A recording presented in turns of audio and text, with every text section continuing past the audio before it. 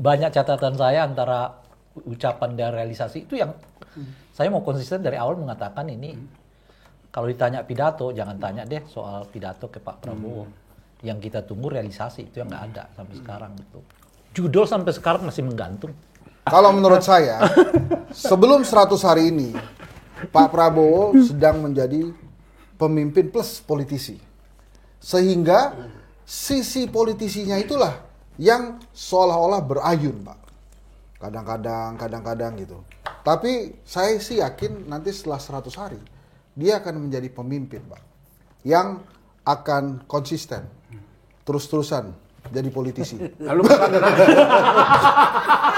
Kan sampai hari ini kalau kita bertanya-tanya dan kemudian para wartawan bertanya, kemana Pak Jokowi berlabuh, Pak? Kemarin tuh partai butuh Pak Jokowi gitu. Sekarang Pak Jokowi butuh partai.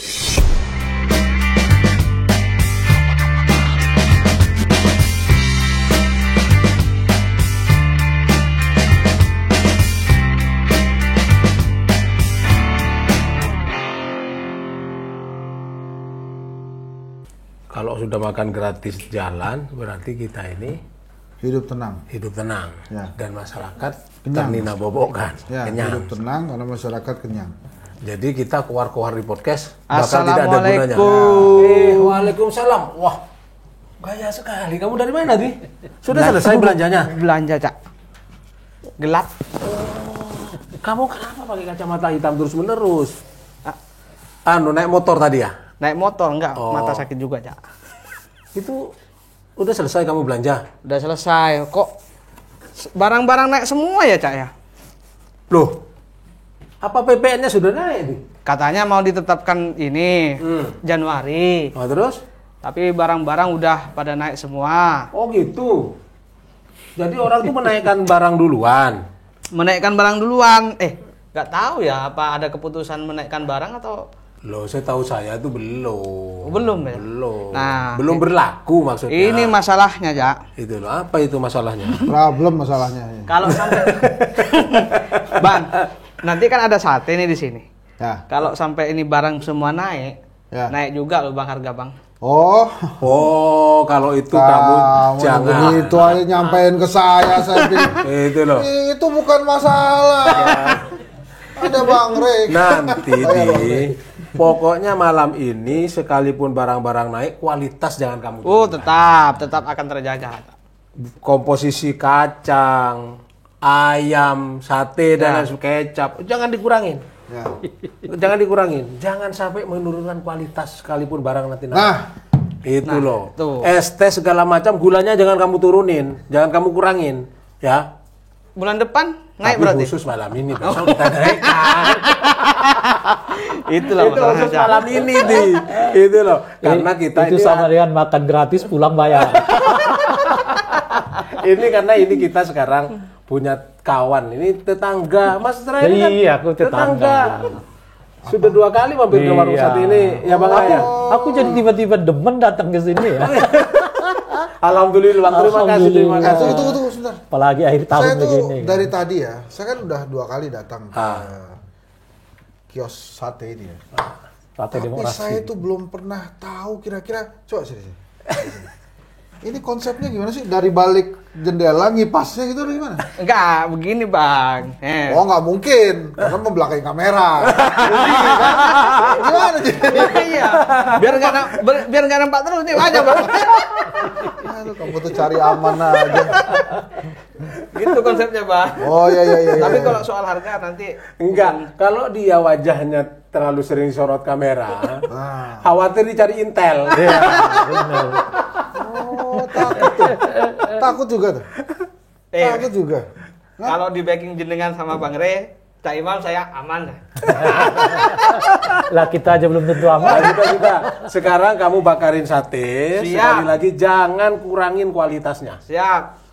Tetap seperti biasa, sajian kita itu sajian yang tetap enak, Ya. kualitasnya tidak kurang. Ya. Apalagi sekarang ini ini Bang Hensat udah lama juga nggak kesini. Nah, Jadi jangan sampai mengecewakan pelanggan. karena yang penting, tau nggak? Yang nggak boleh dikurangi dari sate itu apa? Tusuknya. Tusuknya. Karena kalau dikurangi tusuknya, Bukan satu. Kurang semua itu. Salah. Ya. Siap lah, siap nah. Mau siap, kan? nah. Udah sekarang Siap. dibakar dulu satenya. Oke. Jangan lupa belanjaannya ditata ya. Ya, siap, Yang siap. tadi kamu beli-beli itu ya. Ya. Tapi Ya. ini Cak, apa? Apa itu? Nanti ada laporan baru, pembukaan baru. Kok kamu tuh duit terus itu saya itu. Kok duit terus itu loh. Ya, ya. Sudah gampang aja nanti di akhir tahun. Ini kan sudah akhir tahun. Akhir tahun. Hutangmu saya potong. Nah, hutangmu Oke. potong. Tagihannya di Januari double. Oh, ini sudah dia.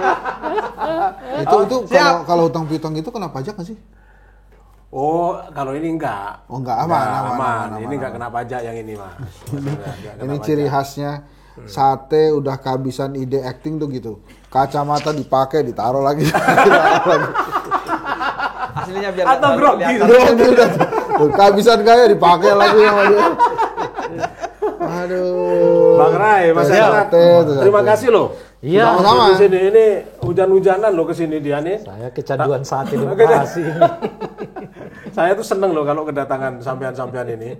Karena saya tuh bisa ngobrol, dapat pencerahan banyak. Oh iya. Iya, dan apalagi akhir-akhir ini kan pemerintah ini kan sudah mau 100 hari lah ya. Meskipun kalau kita hitung dari 20 Oktober ke 20 November itu baru sebulan. Ya kan, ini pertengahan Desember ya baru kurang lebih sekitar Ya, 2,5 bulan lah ya. Baru 2,5 bulan. Tapi 2/3 lah. Ya, 2/3 bulan. 2/3. 2,5 bulan lah. Ya, kan? boleh. 2,5 Maksudnya bulan. 2/3 dari 100 hari. Ya, 2/3 dari 100 hari. Nah, itu. Ini kan tapi mas orang itu sudah seperti nggak sabar gitu loh ingin menunggu 100 hari pemerintahan Pak Prabowo itu. Loh. Nggak ikut pemberitaan ini. Gimana? Kapan dilantik menteri-menteri? Tanggal 20. 21 21 Oktober ya. jam 10 pagi. Ya. Jam 12 tuh orang-orang udah nanya ini reshuffle-nya kapan. Lebih tidak sabar lagi. Tidak sabar Lebih lagi. tidak sabar lagi. Kenapa? Mungkin karena ada ketidakpuasan gitu loh. Pertanyaan lo kok gitu lo kok sekarang gini gitu. kalau begitu saya tanya. Ya kan? Jelang 100 hari pemerintahan Prabowo Gibran, Bang Ray sama Bang Hensat kasih nilai berapa terhadap pemerintahan sekarang ini? Oh, saya angka itu trauma, Pak. Silakan, Pak. kasih nilai berapa kira-kira? Soalnya tadi katanya nanti 21 jam 10, jam 11 sudah tanya kapan diresapel. Itu orang-orang tuh begitu tuh. Saya hanya menyampaikan ada aspirasi demikian dari rakyat. Iya. Berarti udah nggak tahan dong.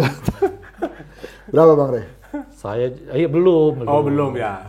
Cuman kan ada beberapa indikator menurut saya yang bisa menjelaskan apakah Pak Prabowo ini macan dalam pengertian yang kita bayangkan selama ini atau sebenarnya hanya macan di dalam pidato gitu ya.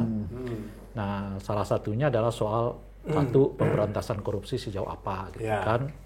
Kalau sering beliau pidatonya itu bocor. Nah, kan kita lihat nih 100 hari ini mana saja daerah yang ditambal kebocorannya itu oleh Pak Prabowo. Oleh Pak Prabowo. Kan? Nah, yang kedua ini yang lagi hangat khususnya di Jakarta Banten itu adalah berhubungan dengan PSN PIK 2 kan. Nah, kan mulai muncul nih berbagai protes masyarakat terkait dengan PSN PIK 2 ini gitu ya. Nah, saya mau melihat benar nggak Pak Prabowo ini macan-macan, karena kan beliau selalu mengatakan tanah untuk rakyat, kan kira-kira gitu ya, bla bla bla bla gitulah ya. Nah, ini batu ujinya yang menurut saya adalah soal PSN PIK 2 ini.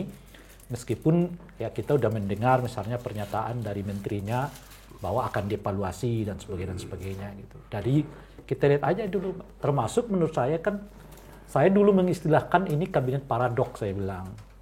Kenapa paradok? Kan target beliau itu efisiensi, kok malah kabinetnya jadi banyak gitu kan. Lalu target beliau itu bersih-bersih, tapi saya tidak tahu apakah beliau teliti betul soal LHKPN dari menteri-menterinya gitu ya misalnya gitu. Lalu kita mau menjadi melompat.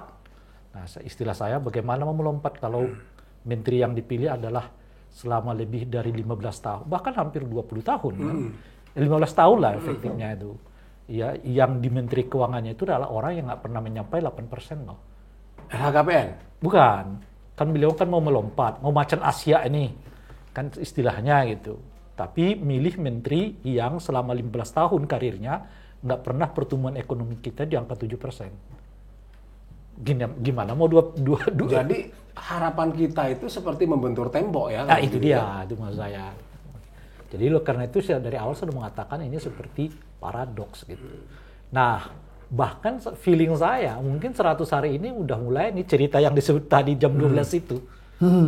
Bakal ada reshuffle nih kira-kira gitu tuh. Kalau lihat ininya ya, gejala-gejalanya gitu. Kalau Mas Hensat gimana? Saya sih sampai hari ini saya senang dengan gayanya Pak Prabowo ya. Terutama kalau lagi bicara tentang kemiskinan di Indonesia. Kan waktu pidatonya itu kan dia bilang buat apalah kita dianggap sebagai negara ekonomi terbesar ikut G20 kalau rakyatnya banyak yang masih miskin. Terutama kata-kata dia yang ada warga 70 tahun masih narik becak itu. Itu nggak boleh, itu berarti kita belum merdeka. Itu saya senang tuh dengan kata-kata itu. Nanti kita lihat saja bagaimana perkembangan dia dalam mengimplementasi hal itu. Memang sampai hari ini kita bicara, yang masih teringat dari programnya Pak Prabowo dan tindakannya itu masih di hubungan luar negeri sebetulnya. Kalau istilahnya kerakyatan, mendekatkan diri kepada rakyat, itu Mas Gibran itu, Pak Wapres itu lebih kelihatan. Bahkan bagi-baginya sudah merek nomor dia tuh, nama dia tuh bagi-bagi. Oh, seperti kemarin. Ya, ya kan? Jadi maksud saya memang ini jangan-jangan memang ada kesepakatan itu ya, Mas Gibran yang urus dalam negeri supaya terpilih lagi mungkin ya Pak Prabowo yang ngurus luar negeri gitu ya, mudah-mudahan. Tapi memang kalau lihat dari tunggu dulu, Cak. Gimana? Ngurus dalam negeri bagaimana? Baru mudah-mudahan tadi saya Sebab yang kita lihat ngurus bagi-bagi bansos iya gitu loh ya. Tapi orang Indonesia tuh penting itu. Oh iya, nggak penting ngomong-ngomong yang saya mau katakan itu Bung Hensat. Apa namanya? Itu sih bukan ngurus negeri gitu menurut saya. Itu ngurus bansos. Lebih tepatnya dikerjakan ketua RT RW itu makanya. Iya iya. Tapi kan RT RW nggak ikut pilpres. Itu dia. Yang ikut pilpres masyarakat. Yang ikut pilpres Wapres. Oh iya. Jadi dia udah benar tuh. Pak Prabowo itu kalau di awal pemerintahannya kan kayak demen banget ya dia bicara tentang pemberantasan korupsi. Ya. Nol. Zero terhadap toleransi terhadap sejak korupsi. 2019 kan. 2019 yang paling kita ingat dari Pak Prabowo itu di debat-debat soal istilah bocor itu kan. Iya, tapi menterinya itu banyak juga yang ini yang dia rangkul itu banyak juga yang bermasalah gitu. Ya. Itu kalau tanggapannya sampean gimana, Mas? Ya memang ya itu kan ada teori yang males banget kita dengerin itu loh, yang hak prerogatif presiden itu ya. Mungkin Pak Prabowo punya rencana sendiri nih terhadap menteri-menterinya ini ya. Satu misalnya, mungkin dia menyediakan ruang tobat ya buat para menteri-menteri yang pernah korupsi ini. Sengaja dia pilih jadi menteri lagi supaya dia benar-benar sekarang jadi menteri, nggak korupsi lagi. Bisa jadi begitu kan? Saya sangat positif ya, yang nggak mungkin ya saya sebutin ya. Saya berikan lagi kesempatan ya, tolong jangan korupsi lagi ya, gitu. Kira-kira begitu ya. Itu ya, bisa tapi begitu. Memang saya belum bisa ya. kita lihat ya, karena kan baru berapa bulan nih kita, 2,5 bulan lah ya. Iya. Baru setengah bulan ya. Tapi saya sering kali mengatakan begini, Cak. Kalau urusan pidato, jangan tanya Pak Prabowo deh. Gitu. Jago deh. Waduh. Gue kirain Ganjar sama Anies juga jago gitu. Lebih canggih Pak Prabowo ya. Memukau Pak Prabowo lah.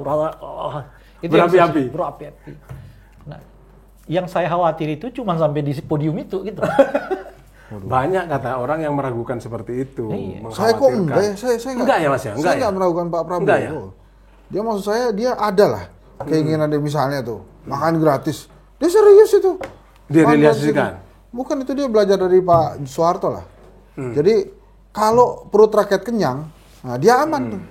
Jadi ya langsung aja dibikin perutnya perut rakyat itu kenyang terus. Gitu. Tapi kan kabinetnya Pak Prabowo ini kan merangkul. Ini kita nggak bisa begini dong, Bang Rey. Kita lagi mau ngomong, memberikan masukan-masukan kritis dikasih makan. Ini gimana caranya kita mau ngomong kritis? Jadi ini yang Bang kita Hensat dibikin kenyang khawatirkan. ini, kita dibikin kenyang. Ini yang Bang Hensat khawatirkan dengan makan gratis itu. Iya. Tapi ini kan nggak gratis, Mas. Ini bayar, Mas. Ini lontongnya kalau dari Rugi jauh aku, kayak Mas. timun ya.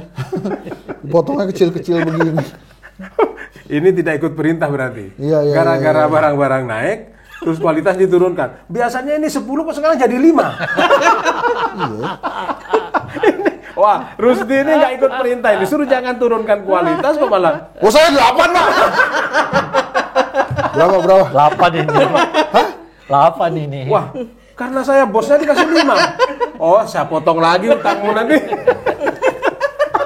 Aman Bang. Wah, kacau ini. Anda ini tadi kita lagi ngomongin korupsi loh bos. Ini punya aku. Kalau aslinya 10 berarti kan ini kurang 2. Kalau aslinya 10 ini kurang 2. Kalau 10 ini kurang 5, 9 berarti di sini. 5, Mas.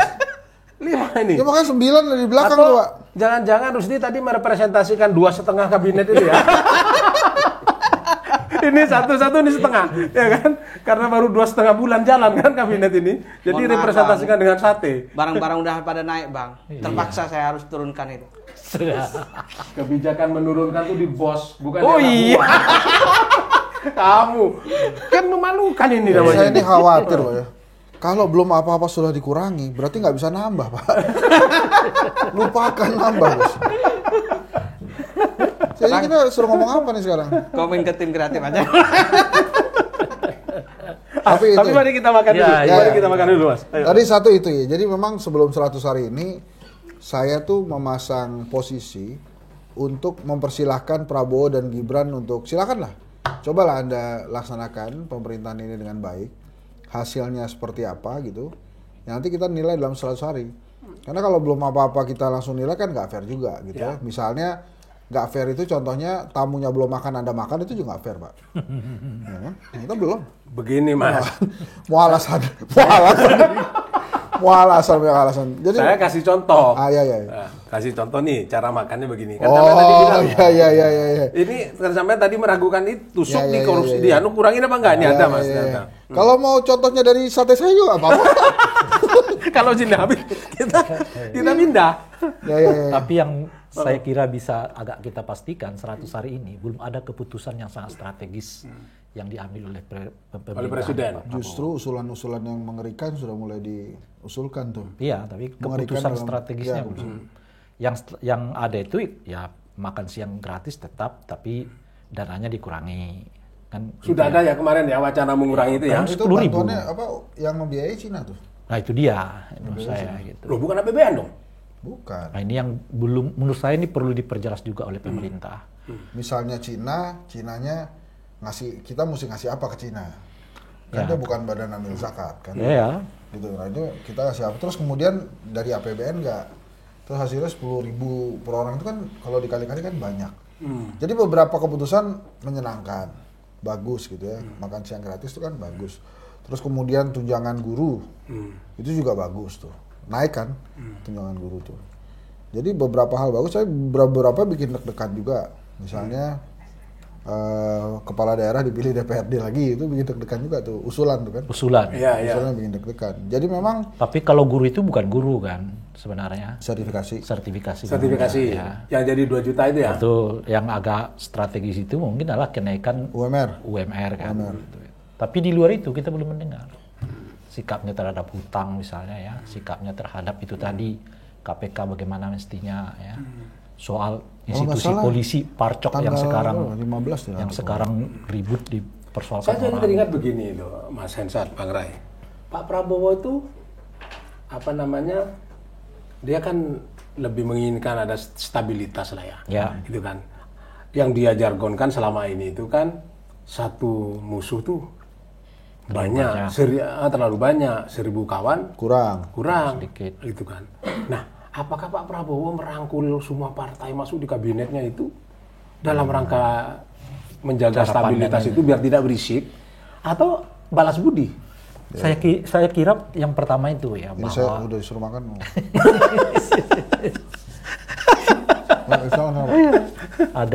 ada keinginan untuk merangkul dalam kerangka untuk bayangan beliau meredam apa yang sebenarnya konflik. Karena kalau dilihat misalnya dari beliau berpidato soal pilkada gitu ya, salah satu yang memang beliau hindari itu apa yang disebut dengan konflik itu jangan ada gitu. Maka dimasukkanlah ke dalam satu ruangan. Tapi saya khawatir justru cara yang kayak begitu yang membuat Pak Prabowo keliru gitu. Kenapa saya sebut keliru? Gontok-gontokannya sih bukan lagi luar dalam. Iya. Gontok-gontokannya tuh internal di dalam. Gitu. Gimana nanti Pak Prabowo mengatur semuanya? Kalau yang satu minta Internal begini, di kementerian di maksudnya? kementerian. Kan sekarang aja udah kita lihat ada sekitar 5 menteri yang minta jatah uang lebih banyak kan? Betul. Gitu. Nggak cukup nih. Harus 2 triliun, 3 triliun, 4 Jangan-jangan triliun dan Kita sebagainya. harga dinaikkan begini untuk bayar mereka, Mas Nah Esa. itu dia. Itu dia. Nah ini konflik di awalnya saja sudah mulai banyak yang mengeluh bahwa dana mereka kurang. Ya jelas kurang karena di-share ke banyak orang kan. Semakin banyak orang yang masuk, ya semakin banyak dana ini di-share ke tempat yang lain gitu. Distribusinya Distribusinya ke lain gitu. Nah kalau udah begitu tuh, ya artinya apa gitu? Artinya bakal mungkin banyak departemen-departemen atau kementerian-kementerian negara ini yang nggak optimal bekerja. Kalau nggak optimal bekerja, yang imbasnya itu ke mereka karena umumnya ini orang partai. Nah, ini misalnya departemen anu kerjanya nggak bagus, kebetulan anggota partai anu kan efeknya ke dia. Dia nggak mau dong kalau kelihatan nggak bekerja macam-macam dan seterusnya itu. Gitu. Jadi era ini sesungguhnya bisa dikatakan awal-awal ini ya bisa dikatakan Pak Prabowo itu masih mengkonsolidir ke dalam. Iya, Kira-kira begitu ya? iya karena terlalu banyak kan. Gitu. Makanya demokrasi itu kan menyediakan konfrontasi lah ya. Tapi caranya beradab. Supaya apa? Supaya nggak terlalu banyak kita bekerja di dalam dan ada perimbangan dari luar. Bang Itu Hensat. yang dihindari oleh Pak Prabowo menurut saya. Bang Hensat, Makan Pak. Saya tahu caranya. Nggak usah ditanya-tanya itu. Makan terus. Lagi makan Pak, nggak boleh ngomong. aku jadi lupa mau tanya apa juga. Gimana? Ini Bang Hensat, kalau di luar persoalan karena yang merangkul untuk memperkecil musuh di luar balas budi gitu ya, Pak Prabowo itu mengakomodir kementerian sebanyak itu dengan memecah-mecah memecah-mecah kementerian ke berbagai jadi pertil-pertilan gitu. Iya. Kalau Mas Hensat ngelihatnya kayak apa? Sesungguhnya gitu. Kan Itu kalau- apakah karena Pak Prabowo ingin biar persoalan di kementerian itu lebih mudah di-handle, satu menteri menghandle satu persoalan misalnya gitu, satu masalah misalnya hukum saja, politik saja, Ya. sosial saja, atau gimana? Ya akan lebih susah kalau ada yang nggak kebagian sebenarnya Mas. Jadi harus dibuat semuanya kebagian kan. Ya. Kalau kemudian bahasanya Pak Prabowo adalah supaya lebih fokus, itu juga betul juga. Misalnya setelah dipisah-pisah Kementerian Dikti sama Pendidikan Dasar kan itu sebenarnya bagus juga. Tapi memang selain biar fokus itu, saya sih melihatnya memang ada semangat untuk membuat semuanya happy. Jadi memang Pak Prabowo ini akomodatif. Jadi akomodatif memang. Betul. Tujuan utamanya akomodatif gitu Betul. ya. Bahkan kalau bisa saya menghubungkan dengan hasil Pilkada Jakarta, itu juga dalam rangka akomodatifnya Pak Prabowo tuh terhadap PDI Perjuangan ya. Cuma dia ingin mempertontonkan kepada PDI Perjuangan bahwa ya demokrasi masih ada di Jakarta contohnya. Ya sudah. Jadi kan dengan menangnya Mas Pram di Jakarta, artinya Pak Prabowo punya satu champion lagi untuk bisa berdiskusi dan bicara politik dengan PDI Perjuangan atau Bu Megawati Soekarno Putri. Biasanya kan hanya mengandalkan Puan Maharani yang anggota DPR, tapi sekarang dengan aja Mas Pramono Anung yang berada di Jakarta, dia bisa tuh berkomunikasi dengan Artinya bahwa Pak Prabowo itu tidak mau mengganggu Pilkada DKI. Iya. Bisa dikatakan begitu kalau dari analisisnya Mas Hensat tadi. Kalau saya iyakan, artinya saya mengiyakan bahwa Pak Prabowo mengganggu pilkada yang lain. Itu dia. Untungnya saya pinter juga ya, supaya nggak terjebak gini kan. Bukan Pak, kita harus pisahkan Pak. Ya, pertanyaan selanjutnya Pak. Enggak, karena ini menarik. Ya, karena ya. ini menarik. Yang menarik buat Bapak Pak. Karena memunculkan kesan Ya. seakan-akan Pilkada DKI itu kemenangan Pram dan Bang Dul itu kemenangan yang bukan semata-mata jerih payah dia, tapi ada pembiaran yang memang sengaja dilakukan oleh Pak Prabowo agar ini menang sebagai representasi demokrasi atau politiknya tadi, agar ada ruang Pak Prabowo untuk berbicara secara langsung dan Bu Mega. Ya, Kan begitu, gimana Mas? menurut Mas? Kan bisa aja di tengah jalan ketanya berubah. Belok. Ini. Mestinya lurus, belok kanan. Bisa juga. Bisa gitu juga. loh, kira, Ya. Nah, udah begitu lihat komposisinya begini-begini, udahlah kita belok aja. Nggak mungkin lurus nih gitu kan. Jadi Macet nih. ini bagian dari politik merangkul tadi itu ya? Oh, kalau kalau peristiwanya Jakarta, bagi saya bukan politik merangkul, Bukan politik merangkul. tapi politik meredam. Meredam. Kenapa gitu? Sebab itu tadi. Ini kan kalau jalan terus nih macet. Di depan ini udah macet nih. Kalau kita paksa, ya semua orang kan teriak gitu loh kira-kira kan. Papung, klakson di mana-mana kan. Nah, amannya udahlah kita muter balik cari jalan yang lain gitu. Kayak jalan tikus. Nah, yang menurut saya yang di Jakarta yang itu terjadi. Kalau terus didorong nih misalnya sengketa, bisa-bisa PDI itu menjadi basis mengumpulnya kelompok oposisi gitu loh, Mas. Dan bisa membesar yang itu bisa isunya bukan lagi Jakarta nih. Isunya tentang pemerintahan Pak Prabowo gitu. Jadi ada gangguan-gangguan. Ada kemacetan nih, udah kelihatan di depan bakal macet kan. Ini stuck, ya, mundur cari jalan lain. Cari jalan lain gitu. Ya boleh, mungkin sekarang lagi cari jalan lain. Tapi yang jelas MK itu bukan lagi jalan yang mau dipakai. Tapi kan itu bisa dikatakan, saya meminjam istilahnya Bang Ray waktu kita ngobrol makan sate di sini kan. Kemenangannya Kim itu kemenangan tanpa mahkota karena DKI tidak dipegang kan. Iya. Nah itu makanya kan kemarin ada ketua partai yang mengatakan kita kembali lagi deh ke DPRD kan kira-kira gitu yang diamini oleh Pak Prabowo. Saya bilang jangan-jangan karena ngambek loh itu. Ngambek apa? Nggak dapat mahkotanya dia ngambek. Tapi kan sebetulnya dia masih bisa mensiasati mahkota itu. Caranya? Ketua aglomerasi itu bisa diberikan ke Kim kan, sehingga dia juga bisa atur-atur Jakarta dan daerah-daerah sekitarnya. Kalau begitu merubah perpres dong, Mas. Ya kan ketua aglomerasi sudah ada, ditentukan oleh presiden. Itu kan bukan di bawah pengawasan Wapres itu. Di bawah Yang di perpresnya Pak yang ditekan oleh Pak Jokowi bahwa Wapres Pak Gibran itu kan yang Bukan, di ketentuan barunya itu presiden yang menentukan siapa yang menguasai aglomerasi. Awalnya memang Wapres. Ya Bapak ini terlalu melindungi Wapres saya rasa. Tetangga. Gitu. Lalu ketentuan itu diubah. Tapi boleh jadi maksud Bung Hensat ini adalah dengan ketua Kim ketua aglomerasinya itu adalah Kim, dia artinya bisa masih menekan nih pemerintahan Jakarta. Itu justru yang saya khawatirkan. Saya khawatirkan tuh karena begini kan kayak di sini juga kita gitu. Yang saya katakan saya sangat menyesalkan kenapa Pak Prabowo mengeluarkan surat dukungan kepada 2 atau 3 calon gubernur kan. Ya, betul. Kenapa gitu? Karena seolah-olah mau mengatakan kalau nggak milih si A, si B yang didukung Pak Prabowo, itu artinya milih oposisi, kan kira-kira gitu. Yang oposisi kepada beliau. Nah sekarang di Jakarta setidaknya misalnya yang menang adalah yang nggak didukung oleh Pak Prabowo. Maka dia akan secara politik, mohon maaf Pak Prabowo, saya kan nggak didukung oleh Anda. Nah amanah rakyat ke saya itu amanah yang mengatakan berbeda dengan Pak Prabowo, kan kira-kira gitu. Ya. Nah, artinya apa gitu? Jadi sekalipun ketua aglomerasinya orang Kim dalam ini katakanlah misalnya Wapres, mereka bisa bersikap kritis loh ini pemerintahan Jakarta karena amanah yang diberikan oleh rakyat itu. Tapi saya nggak yakin.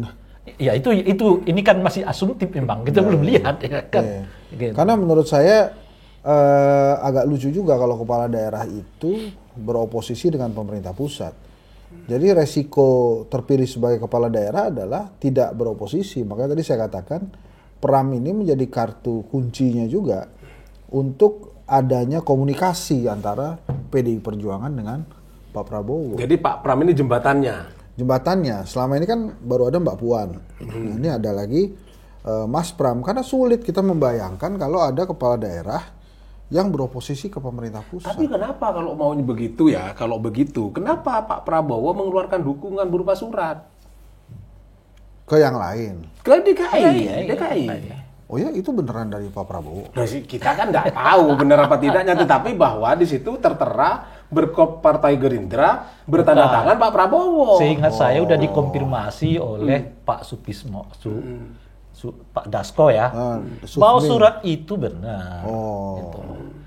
Videonya Pak Prabowo yang di Jawa Tengah itu juga benar. Gitu. Nah itulah makanya kemarin itu kan, sehingga saya kita berharap Pak Prabowo buat pidato kebangsaan. Bagaimana bila ternyata video itu tidak dimaksudkan untuk mendapatkan dukungan dari rakyat, tapi hanya seolah-olah saja ada dukungan dari Pak Prabowo, padahal yang bermain bukan itu. Iya. Loh, kalau begitu ada tangan-tangan yang tidak ketahuan, invisible hand. Cocok ya, Pak Sutradara tadi saya ngomong itu cocok ya, itu permintaan sutradara Pak. Jadi saya hanya menyampaikan gitu Pak. Sekarang begini, saya coba menarik benangnya ya.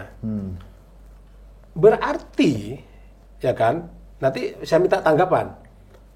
Pak Prabowo ini konsistensinya dari 2,5 bulan berjalan ini sudah mulai bisa kita ragukan. Soalnya ketika ceramah di PAN, udahlah pilkada nggak usah ikut-ikut lah. Itu kan urusan adik-adik. Tapi di Solo beri dukungan terhadap Pak Lutfi dan Pak Yasin. Ya. Di Jakarta ada surat yang dukung RK dan Suswono. Ya kan? Nah, yang ingin saya tanyakan lebih jauh lagi, jangan-jangan komitmen pemberantasan korupsinya juga begitu. Loh, kok ditanya lagi, Cak? Kan saya udah ngomong dari awal tadi itu kan. Nah itu di pilkada pada hari H, Pak Prabowo meralat lagi tuh. Prabowo bilang, terserah rakyat. Pas dia nyoblos di Hambalang tuh, silakan pilihan rakyat itu terserah. Tapi waktu nyoblos. Ya, artinya. Nggak, maksudnya dia berusaha untuk memperbaiki gitu. Oh, iya, artinya. Salah nih dia nih. Artinya susah kemudian megang pidato Pak Prabowo karena boleh jadi tiap waktu diubah lagi sama Pak Prabowo ya kan. Mana yang mau kita pegang? Itu dia. Kemarin Itu dia. Masih dukung ini, tiba-tiba di hari H terserah rakyat. Karena ini bisa berefek kepada kebijakan-kebijakan beliau yang lain. Itulah yang saya sebut tadi, Cak, dari Itu, awal kan. Mas. Karena saya mengatakan kalau urusan pidato, udahlah. Kita Pak ini kan Prabowo. sebagai rakyat urusan ya. pidato loh, Cak ya. Udahlah, jangan ditanya lagi Pak Prabowo gitu.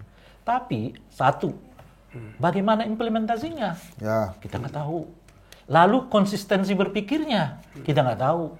Gitu. Lalu realitasnya kita nggak tahu. Tapi kalau urusan pidato di dalam podium itu, jangan. Hebat lah Pak Prabowo soal itu. Tapi sebelum Bang Ray lanjut, ada titipan dari luar. Apa Geser dikit dong. Oh, Ke kiri. Oh, ke kiri. Ya. Geser dikit dong. Ada permintaan. Ya. Maksudnya biar tidak terlalu dekat. Iya. Itu. Biar tidak terjadi politik saling merangkul. Iya. Ya. Gitu. Jadi Ini kalau gua habis duluan gimana ya konsekuensinya? kita tambah. Oh, ada Ada tambahan. Itu saya tanpa beban ini makannya. Karena kan nggak enak Pak kalau makan penuh perhitungan Pak. Jadi gitu nih kira-kira kapan habisnya nih pas ini kan gitu. Tapi kalau bisa nambah ya kita makannya oke lah. Lahap-lahapin aja karena tahun baru dan naik semua Aku barang. tuh penasaran begini loh, Bang Ray, Iya. Bang Hensat. Apa sih sebetulnya yang menjadi penyebab Pak Jokowi begitu ya? Sorry, Pak Prabowo. Pak Prabowo cawe-cawe di pilkada ngeluarin surat, diberi video duka itu apa sih? Apa karena dia ingin calonnya menang atau ingin apa ya? Ingin calonnya menang Pak. Kalau ingin calonnya menang kenapa nggak semuanya sih? Yang ada partai Gerindranya misalnya begitu kan? Oh iya. Kenapa kok hanya Ini dua gitu loh? kasuistik ya. Kelihatan kasuistik. Gitu. Kalau menurut saya yang dikasih sama Pak Prabowo itu yang perlu bantuan invisible hand itu yang kemudian dia harus ngomong supaya dia menang Pak. Ya kira-kira gitulah Bapak ngerti lah maksud saya. Jadi kalau nggak dibantuin itu tolong diselesaikan dulu Pak, nanti jatuh Mas. Jadi gini Pak, kalau Pak Prabowo gini kan, ini kan ada yang harus membantu nih, karena kalau nggak dibantuin, kalah ini. Nah kan, karena pengen terlihat smooth, bahwa oh ini akibat dorongan dari Pak Prabowo, maka Pak Prabowo pidato lah. Padahal bukan itu yang mendorong, ada lagi yang mendorong. Nah, apa itu? Ada lagi itu apa itu? Ya itu Pak. Saya mau nambah ini. Yang mendorong ini saya mau nambah. Ya gimana? Betul tadi itu ya. Kenapa Pak Prabowo hanya mengeluarkan 2 pernyataan di 2 daerah? Selama ini Jawa Tengah dan Banten. Jakarta. Dan plus Banten lah ya. Plus Banten ya. Nah, itu menurut saya menarik dengan 2 daerah yang paling getol Pak Jokowi mengikutinya gitu. Ya. Satu Jawa Tengah dan yang kedua adalah Jakarta. Dua daerah ini di mana Pak Jokowi seperti terlibat langsung kan, khususnya di Jawa Tengah. Bahkan beliau 2 kali ikut terlibat kampanye terbuka. Di Jakarta beliau ikut memberi motivasi yang cukuplah kepada para tim sukses maupun paslon dari 01 gitu ya. Nah, kalau kita ngikutin itu, artinya Pak Prabowo mengeluarkan pidato atau rekaman video dan surat pada daerah di mana Pak Jokowi terlibat gitu loh kira-kira tuh. Oh berarti kalau begitu Mr. X-nya tadi yang beliau sebut itu nggak tahu di mana nyambungnya gitu. Saya mau nyambung yang disebutkan itu tadi gitu.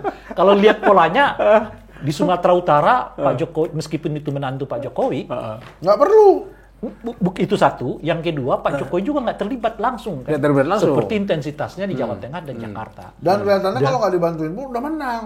yang satu. Sumatera Utara. Ya, itu Iya, satu. jadi Sumatera yang Utara. dibantuin itu yang kira-kira ini kalau nggak dibantuin kalah nih. Supaya terlihat bahwa bantuannya bersih, ini dukungan Pak Prabowo diperlukan. Padahal kan itu hanya dukungan, tapi ada yang lain yang membantu. Nah, kalau itu benar, sesungguhnya sejauh mana bayang-bayang Pak Jokowi itu menguasai Pak Prabowo? Ya, ini yang menurut saya kita untuk sementara kita mengatakan besar. Kalau saya melihatnya, kenapa? Tadi misalnya ada 9, bahkan 17 ya, seingat saya ya, anggota kabinetnya Pak Prabowo Ada ini 16 adalah lah ya. 16 ya. adalah Ya. mantan anggota kabinetnya Pak Jokowi kan. Ditambah persoalan pilkada yang kita Maaf sebutkan. ya Pak ya, kalau Bapak nggak mau makan ya Pak, saya lap-lap aja Pak.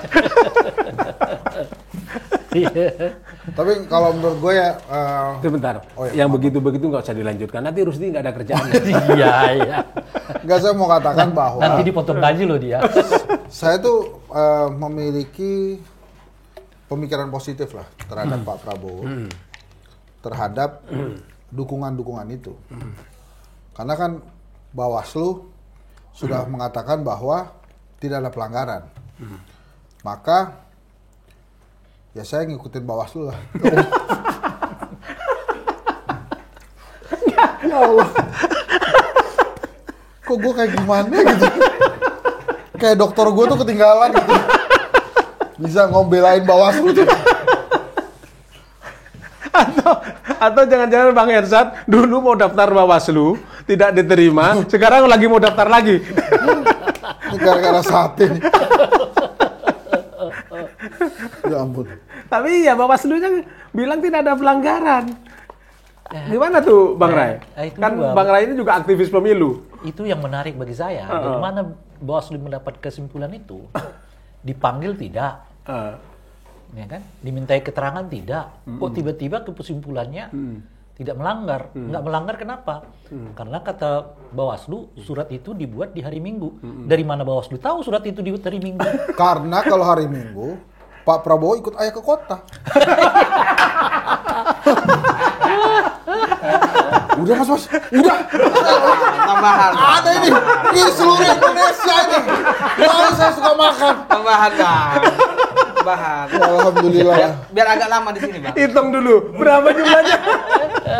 Ya Allah. Pas. Tapi Mas Ersat, jangan-jangan tadi itu Rusdi sengaja. Itu jatah saya, terus disisain untuk sampean. Tapi nggak akan saya ambil lagi. Silakan aja. Ini dia sengaja ngasih lontongnya banyakan nih. Biar kenyang. Kalau udah kenyang nggak kritis lagi ya. Iya. Nah, padahal itu sebetulnya Bawaslu kalau buka Undang-Undang Dasar pasal 9 kan itu ada sumpah presiden ya. Ada sumpah presiden. Itu kan dilihat aja itu termasuk tindakan seluruh-seluruhnya dan seadil-adilnya atau tidak. Tapi lagi-lagi Pak, saya nggak nyalain Pak Prabowo. Ini Bawaslunya udah bilang boleh. Jadi Pak Prabowo terus saja. Iya. di Iya kan situ. Pak Prabowo itu kan sangat taat aturan. Jadi kalau Bawaslu bilang nggak boleh, pasti dia nggak akan melakukan lagi. Betul. Kan paling Pak Prabowo gitu. Makanya Jadi yang gimana kita kan, soroti Bawaslunya ya. Bawaslu. Jadi gimana tuh Bawaslu? Boleh nggak? Boleh Pak. Gitu. Lanjut. Iya. Nah, kalau lanjut ya lanjut dia. Nah, yang menarik dari pernyataan Bawaslu itu bahwa setiap hari Minggu presiden itu cuti kata dia. Loh iya. Kan itu alasan Bawaslu. Surat itu dan video itu dibuat hari Minggu. hari Minggu itu hari cuti presiden. Aku ingat omongannya Yuda waktu di sini. Enak dong, presiden ada cutinya. Kalau negara lain mau nyerang, aku sedang cuti loh. Iya, benar. Ada juga yang mengatakan ke saya, enak sekali ya kalau hari Minggu presidennya kita kritik terus. Kan nggak kena pasal. Hari Minggu presidennya dikritik. Ya kan? Nggak kena pasal. Presidennya lagi cuti. Ya kan? Oke, aku kembali ke yang tadi. Ke Pak Jokowi lah. Dan, Ya, kan teman dia Bawaslu, jadi dia mikir sendiri. Berapa kali dalam sebulan diundang Bawaslu? Enggak ada gitu. Jadi nggak maksud gua adalah, jadi kalau dalam hal ini, saya lebih suka menyalahkan Bawaslu ketimbang Pak Prabowo. Iya. Karena Pak Prabowo melakukan itu kan Iya. setelah diperbolehkan oleh Bawaslu. Kalau itu benar, ya kan? Lah kan kalau Pak Prabowo ditanya, Pak gini-gini, lah salah gua apa?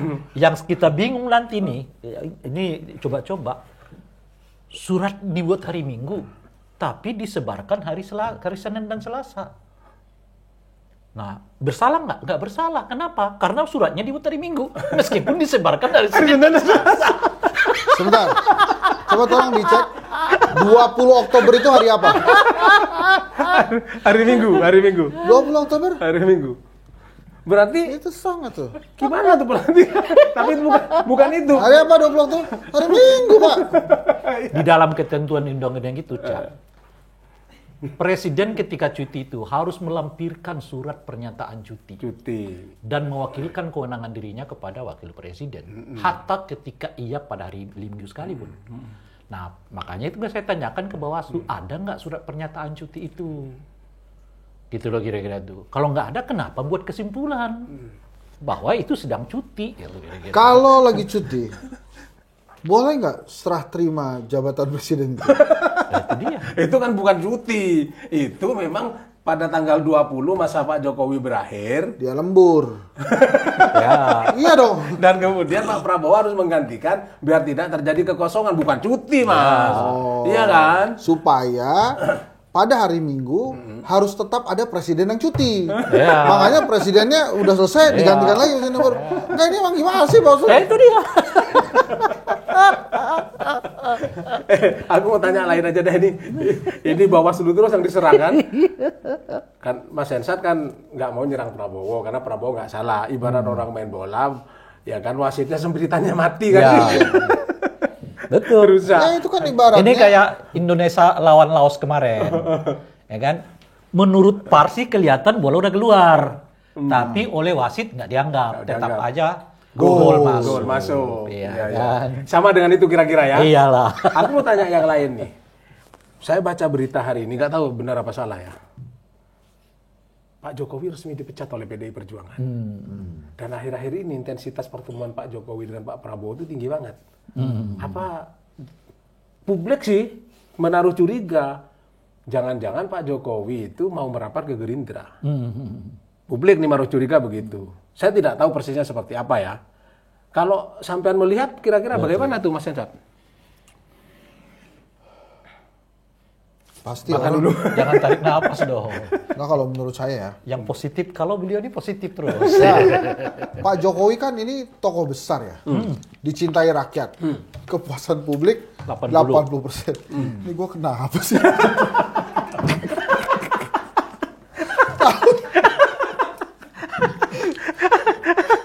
Sate. Ini satenya membuat kita positif. Makan siang gratis belum jalan sudah begini. Jadi Pak, dengan kebesaran nama Pak Jokowi dan ketokohan Pak Jokowi, apakah nggak deg-degan itu partai politik yang dimasuki oleh dirinya gitu? Misalnya Pak Bahlil gitu ya. Emang kan kalau di Golkar itu apa namanya tradisinya itu yang paling tinggi jabatannya di pemerintahan, maka dialah yang menjadi ketua umum. Misalnya Pak Jokowi masuk Golkar, plus Mas Gibrannya masuk Golkar, kan bisa tiba-tiba diganti tuh. Bahlil Ya, digeser oleh Gibran, karena geser. posisinya Ya, lebih tinggi. walaupun ada pasal-pasal, lah pasal bos, Ya. ada paman. Bisa diatur lah di ART itu ya. Kan. Tapi jadi menurut saya memang ada kedeg-degan tersendiri Karena apa? Ketua-ketua partai ini segan juga sama Pak Jokowi. Waduh, kecintaan kader saya terhadap saya pasti lebih kecil daripada kecintaan kader saya kepada Pak Jokowi. Nah, kalau begitu ini saya ke Bang Ray nih. Ya. Berpotensi kalau misalnya Pak Jokowi masuk ke Gerindra, katakanlah benar masuk ke sana lah, misalnya kan belum ya. Benar masuk ke sana misalnya seperti itu. Potensi matahari kembar itu ada nggak dari analisisnya Bang Hensat itu? Ya, saya nggak membayangkan Gerindra akan terima Pak Jokowi untuk jabatan strategis gitu. Semua partai ini akan terima Pak Jokowi, tapi ya belum tentu di jabatan strategis. Sama seperti dia ngundang Hensat, ngundang kita lah semua, udah masuk partai saya aja.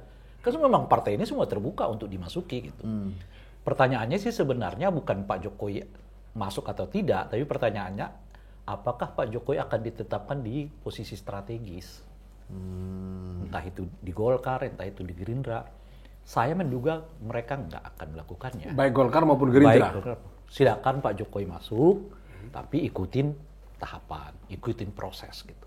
Mungkin karena itu juga sampai sekarang Pak Jokowi maupun Pak Gibran akhirnya seperti Tidak masuk, punya partai. iya, masuk tidak juga gitu. Kalau ternyata posisinya jadi anggota biasa atau cuma jadi dewan apa macam-macam. Mendingan masuk pramuka, Pak. Ya itu dia. Kalau anggota biasa. Itu dia maksudku. Atau dikasih anggota kehormatan tentara. Kan menurut saya ya, ada inilah persoalannya kan. Kan orang melihat apa yang terjadi antara Pak Jokowi dengan PDI Perjuangan, kan? Ya. Ya. Apa yang nggak diberikan PDI kepada keluarganya Pak Jokowi, lalu pergi begitu saja, seperti cerita lagu itu ya. Kan? Lalu pergi begitu saja. Begitu saja ya. Dengan orang yang membesarkanmu saja Anda berlaku begitu. Bagaimana dengan kita? Berarti partai itu trauma juga ya? Itu yang saya masukkan, Cak. Oleh karena itu silakan masuk, tapi ikuti prosesnya. Kan itu yang, ya semua partai senang kalau Pak Jokowi masuk dong. Ada nama besarnya bla bla gitu. Tapi belum tentu loh di jabatan strategis ini. Pertama udah ada kader yang puluhan tahun di situ, ya kan? Ada bloknya macam-macam gitu.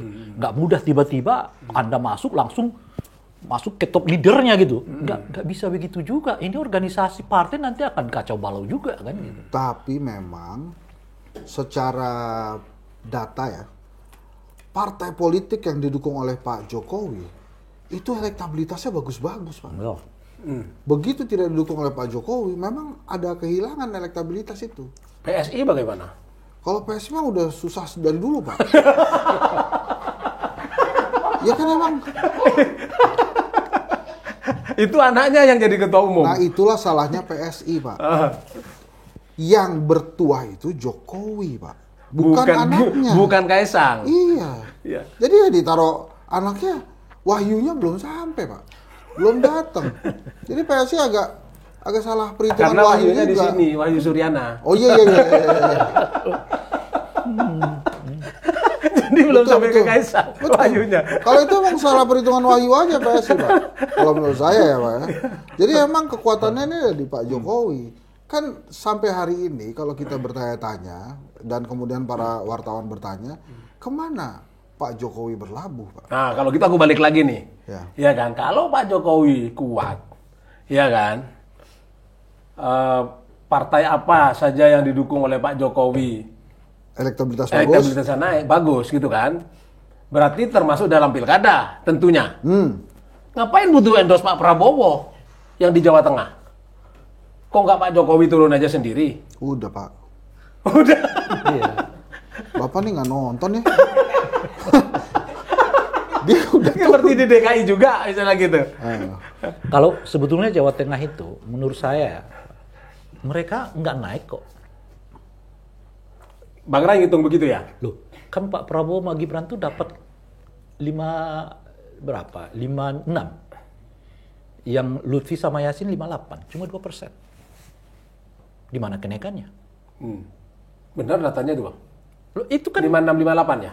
56 itu di Pilpres. Di Pilpres, ya. Sekarang 58. Artinya naik 2%. Cuma naik 2%. Apa efeknya Pak Jokowi di situ? Apa efeknya? Ya mungkin Pak Prabowo adalah gitu. Di Jakarta lebih anjlok lagi. Artinya kan? memang captive marketnya PDI Perjuangan di situ segitu. PDI naik 4%, Pak. Malah naik. Naik. Karena di Pilpres itu mereka cuma 36.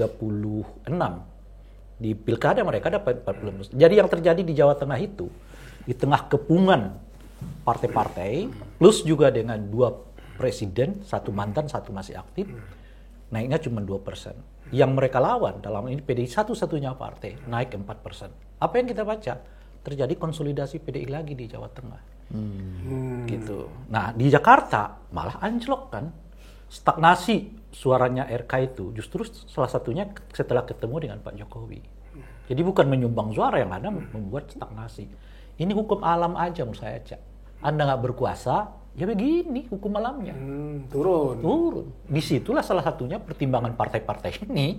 Iya, kalau sekarang kita pemilu pilkada, suara Pak Jokowi masih efektif gitu. Meskipun gejala-gejala yang kelihatan di pilkada nggak begitu banyak.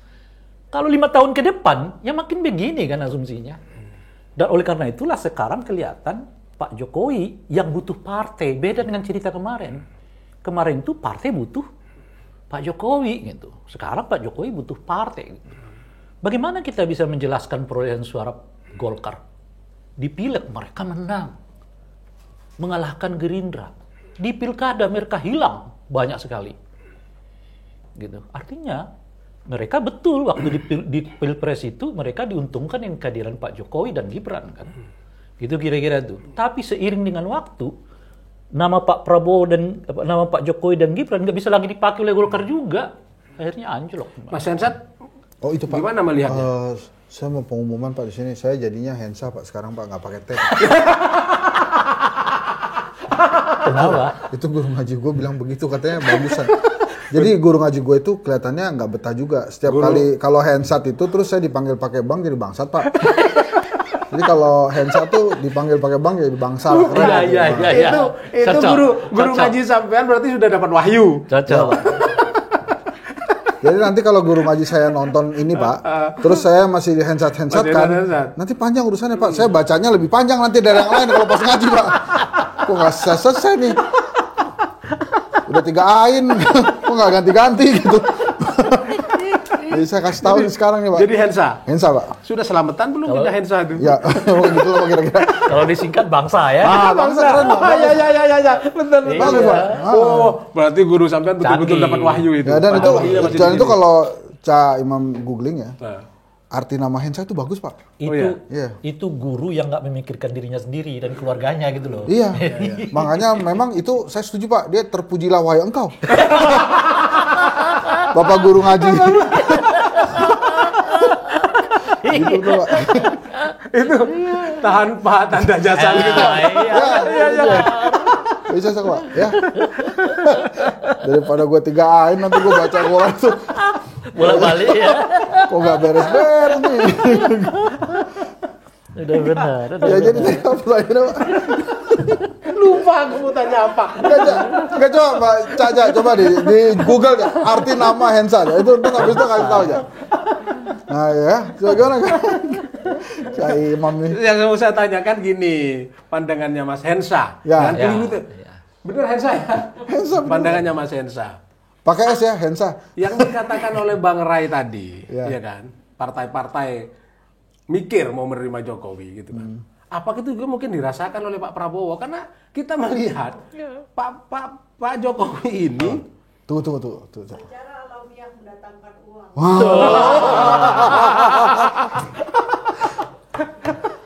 Makanya dari tadi saya nunggu Pak. Sate lagi. oh, Melambangkan daya cipta. luar biasa.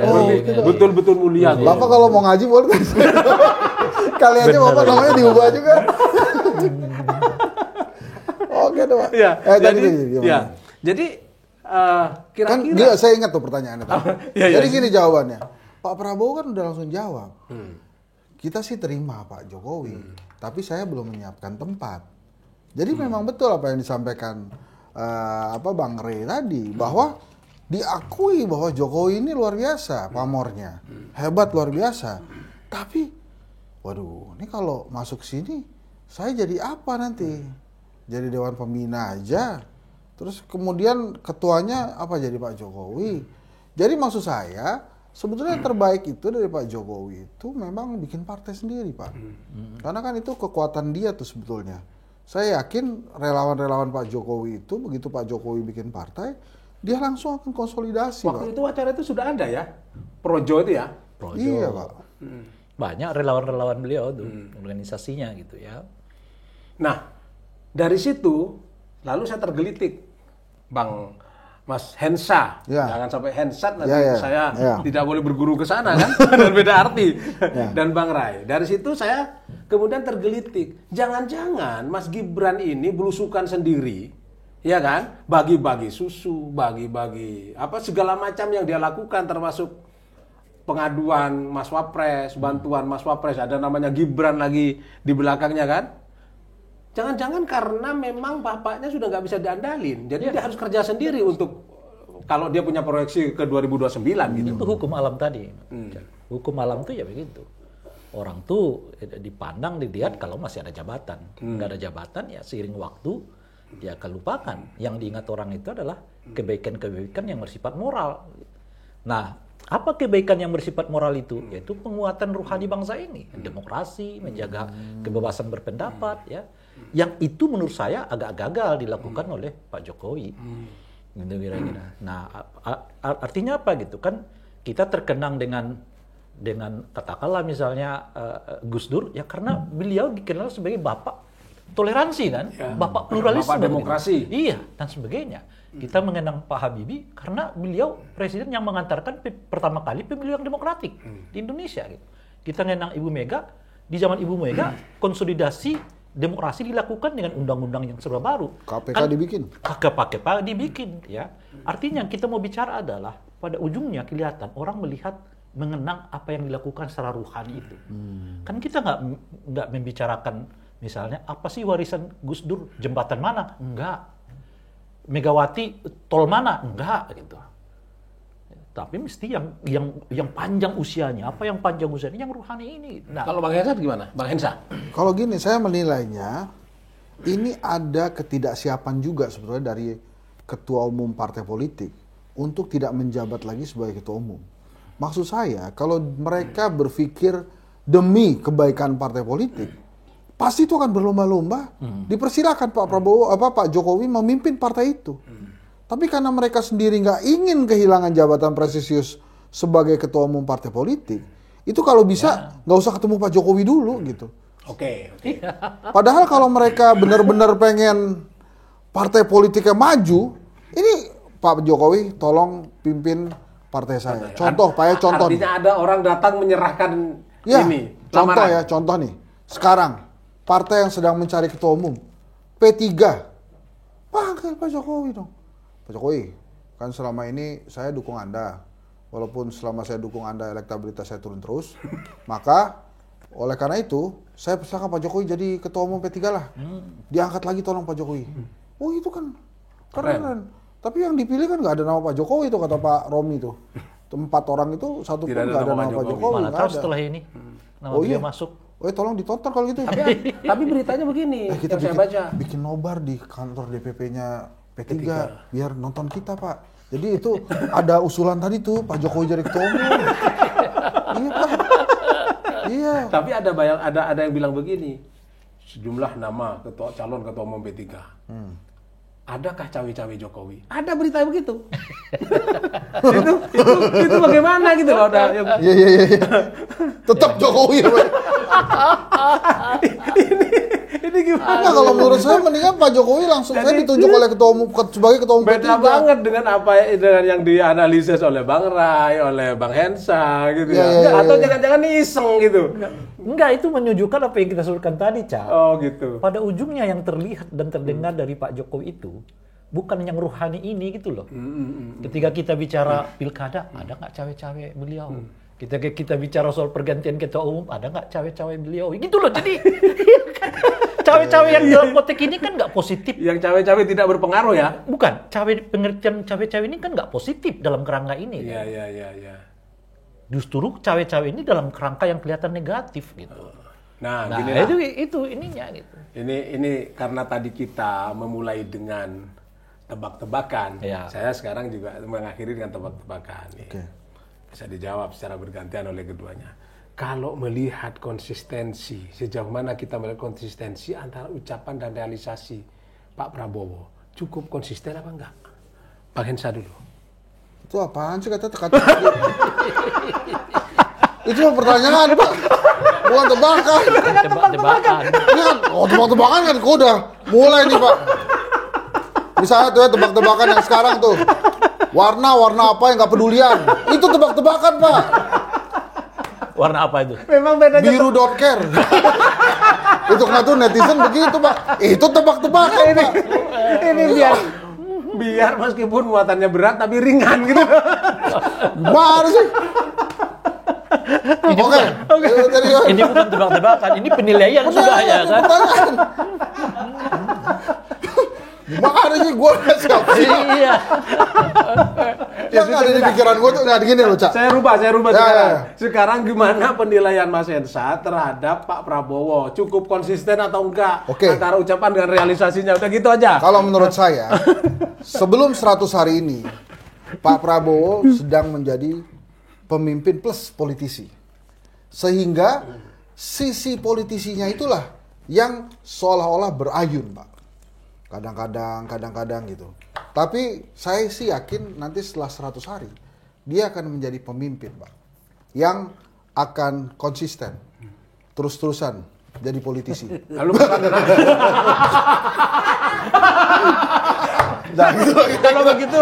kalau begitu apa pesan dan harapannya kepada Pak Prabowo?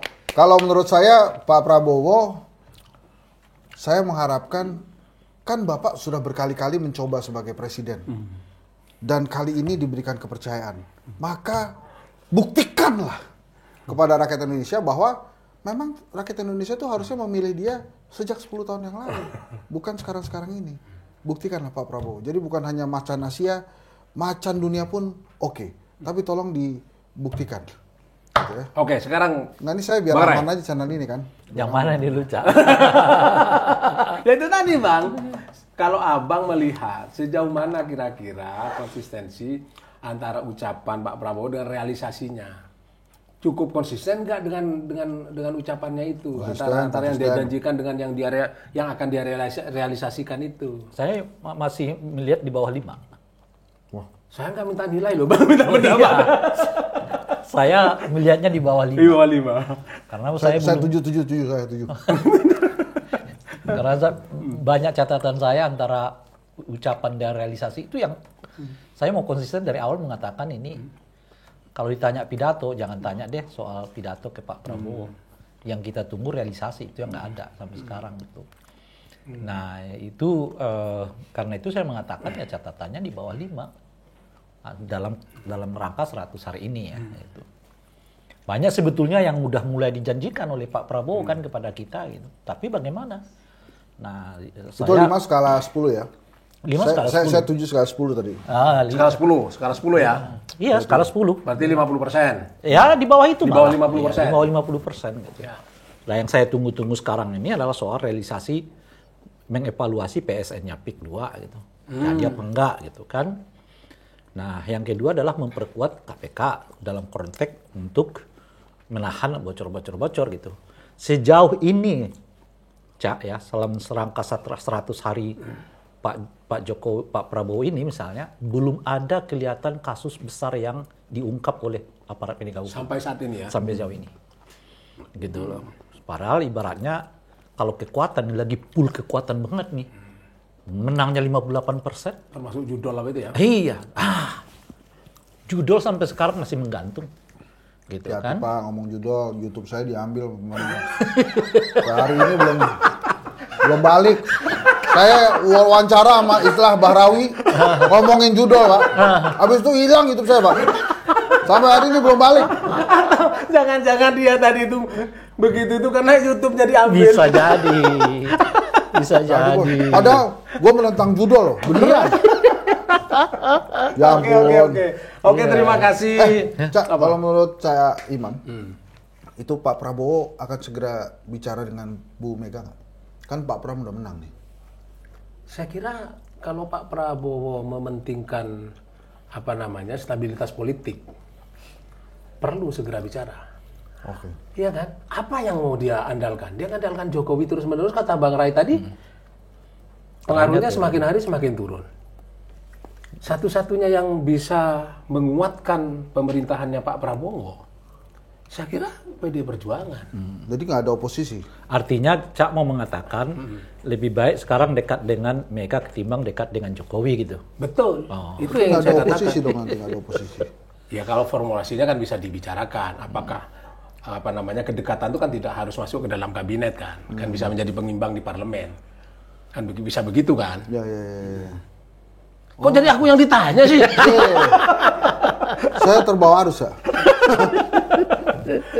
Oke, terima kasih. Oke, terima kasih sama-sama. Terima kasih Mas Hensa, terima kasih Sama-sama, Bang Rai ya. sudah hadir di Warung Sate Demokrasi, sajian tentang demokrasi. Rakyat kita itu pada tanggal 14 Februari lalu sudah memilih presiden dan wakil presiden. Kita berharap presiden terus merealisasikan janji-janji yang sudah dia ucapkan, apakah ketika pada masa kampanye maupun setelahnya, ketika pidato-pidato di pelantikan maupun ketika pidato-pidato di berbagai kesempatan. Kita sebagai bangsa yang sudah mempunyai pemimpin baru, pasangan Prabowo dan Pak Gibran, tentu sangat berharap apa yang dijanjikan itu dapat terrealisasi demi kemajuan bangsa dan negara. Saya Cak Imam, pemilik Warung Sate Demokrasi. Jangan lupa yang sudah menonton, subscribe dan kasih komen biar terus mendapatkan inspirasi kami untuk ngobrol di Warung Sate Demokrasi. Abenta Demokrasi. Assalamualaikum warahmatullahi wabarakatuh.